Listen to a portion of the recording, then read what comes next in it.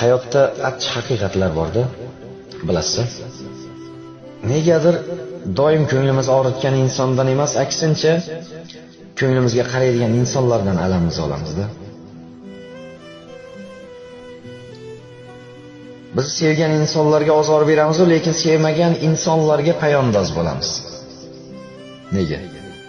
Yaxshi ko'rgan yaqinlarimizga, kasal birodarlarimizga vaqtimiz yo'q, lekin yetti yot begona insonlar bilan oshga har doim vaqt topamiz. Oilasi nochorroq singlimizga har xil bahonalar bilan yordam bermaslikka harakat qilamiz, lekin xalqni ko'ziga qozon-qozon oshlar qilib ziyofat beramiz.